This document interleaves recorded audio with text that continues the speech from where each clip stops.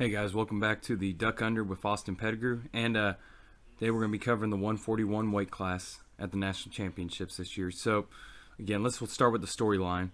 So really only one storyline, not many storylines for this weight, but we'll start with the one. So the main one is, will Yianni repeat? For those of you who don't know, Yianni Diakomahalis from Cornell.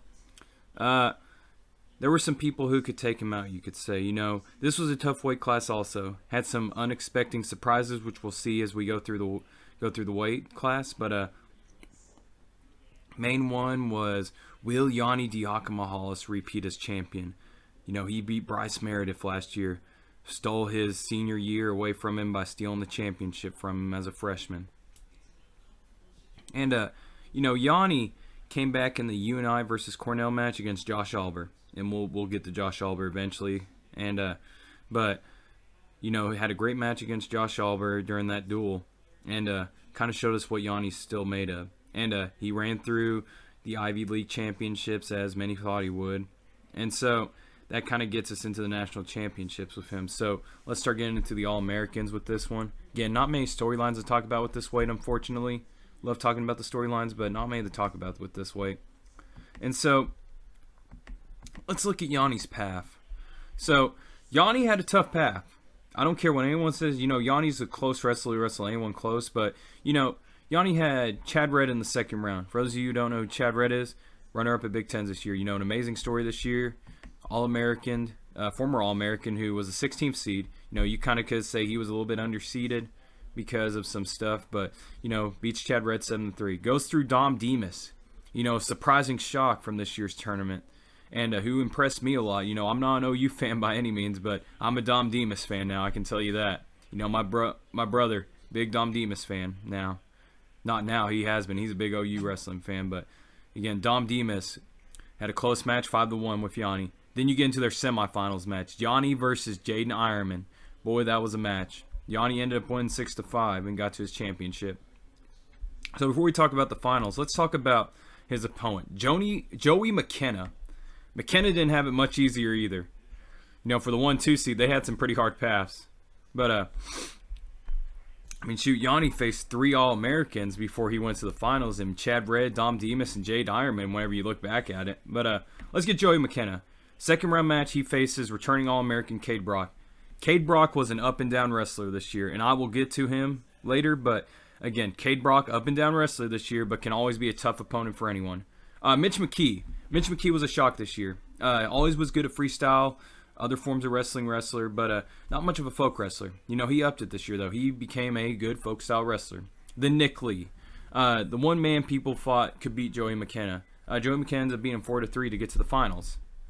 And so we get this finals of Joey McKenna versus Yianni Diakomahalis.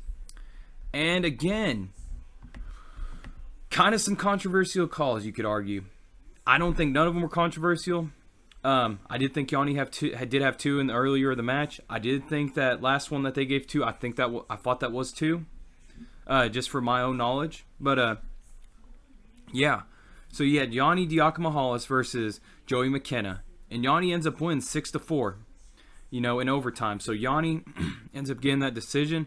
Great match against Joey, and Joey McKenna goes out with second place. Yianni gets first. And again, Yianni's continuing that streak. He repeated as a champion to add on to that storyline. And so there you go. You have Yianni getting first. And now the question is, will Yianni continue to repeat this? Will he become a 4-timer, It's hard to say. You never know who's going to be there to wrestle. So, again, Yianni Diakomahalis first, Joey McKenna second. Let's move on to the third and fourth place. So, for the third and fourth place match, you had Jaden Ironman versus Dom Demis. Dom Demis was the story of this weight class this year. And he was the 9th seed, OU wrestler, showed a lot of great ability during the season. But people didn't know if he could fully turn it on whenever the lights were brightest. And he did. Dom Demis has the sickest inside trip I've seen in a while. And he inside tripped everyone to a 4th place finish at the National Championships and gave OU their first All-American in a while. But yeah, Dom Demis showed everyone. And then you got Jaden Ironman. Jaden Ironman took Yianni to his limit in a 6-5 loss for Ironman. And this just proves, in his consolation semifinals, he faced Mitch McKee. Mitch McKee, tough opponent. For Dom Demis, he's faced Nick Lee. Beat him 13-9. He schooled Nick Lee.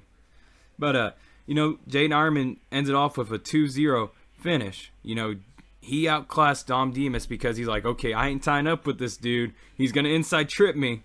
But, Jaden Ironman got third. Dom Demis got fourth. For 5th and 6th, we got Nick Lee versus Mitch McKee. Nick Lee was a title contender, you could say. He came in here, and people thought he would contend for a title. Unfortunately, though, he ended up being in the semifinals by Joey McKenna. And then he drops down the consolation semifinals and loses to Dom Demis very handedly. But Nick Lee makes it up. He gets his 5th place back and is able to be an All-American again for Penn State. Nick Lee, great wrestler, I think he still has one more year, I'm not for sure. But he beats Mitch McKee. Mitch McKee showed a lot of improvement this year. His first big win was against Cade Brock this year during the duel against Minnesota and Oklahoma State. Great duel. Mitch McKee showed a lot of improvement over this year. For 7th and 8th, we have one of the underdog stories, you could say, of the year. Cinderella. Kyle Shoup. Rosie, you know who Kyle Shoup is? He's a Lock Haven wrestler. And Lock Haven always produces those wrestlers who can come in clutch during the tournament time. We'll talk about one whenever we get to 165. And Kyle Shoup ends up getting 7th. So, again, Lock Haven University, congratulations on your 7th place All-American. But he faces Chad Red. Chad Red was the story of Big Tens. He beats Mickey Carr.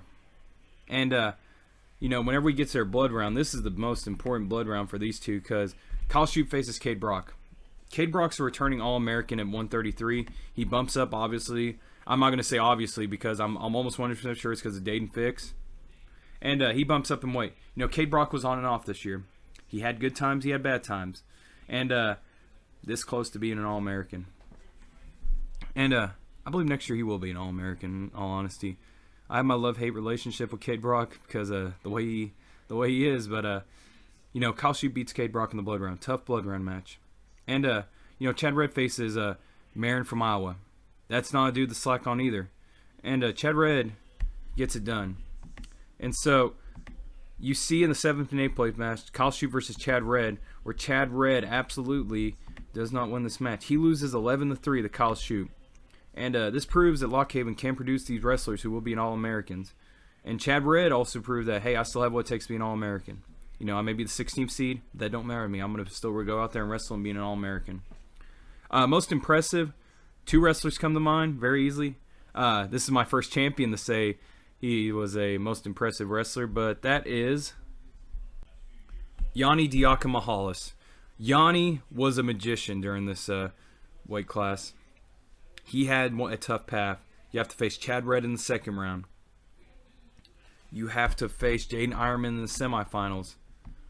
You have to face a gauntlet of Dom Demis in the quarterfinals. Yianni had a gauntlet right there. So Joey McKenna, but Yianni ended up winning the tournament for 141. And he goes on to add another title. So if you watch that match between Yianni and Joey, that was a great match. Yianni's a wizard.